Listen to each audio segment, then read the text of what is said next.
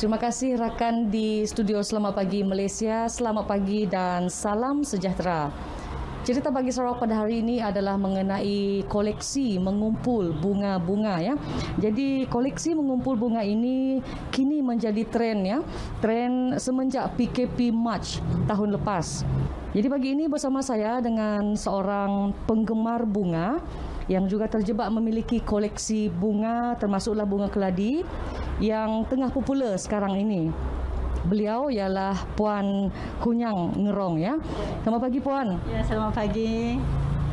Ya Puan, berapa lama dah Puan berkecimpung dalam hobi menanam bunga ini dan sejak bila minat itu ada? Boleh ceritakan sikit Puan? Sejak bila? Okey, memang dari dulu lagi memang saya minat dan gemar dengan menanam bunga ya. Memang hobi saya memang dengan bunga saja ya.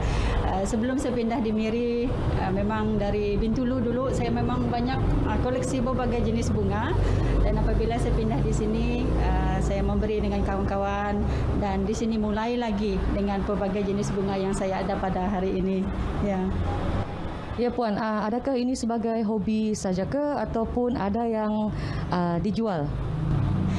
Okey, ini sebenarnya memang hobi saya, memang minat saya tentang bunga ya.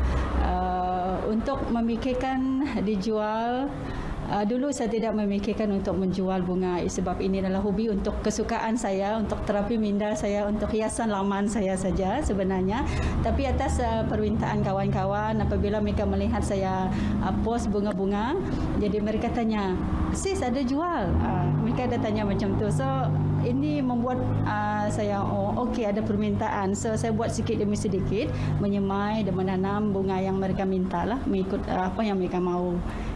Antara bunga-bunga ni kan Puan, mana yang paling diminati Puan lah ya? Berapa jenis bunga yang ada dalam koleksi Puan sekarang ini? Sebenarnya saya ada berbagai-bagai jenis bunga, sampai nama pun susah mau ingat ya.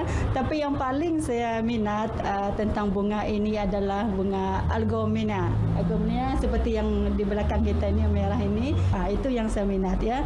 Selain daripada itu, saya juga ada koleksi keladi. Kalau tak silap saya ada 15 keladi, keladi butterfly, red keladi ada,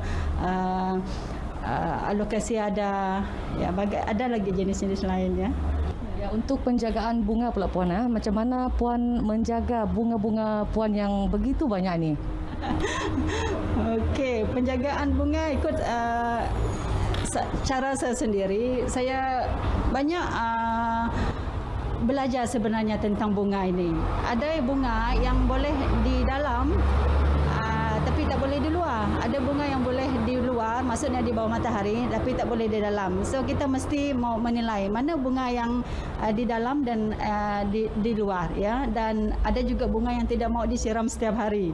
So kita mesti tahu jenis-jenis bunga itulah ya, yang mana satu yang memerlukan penjagaan yang betul lah.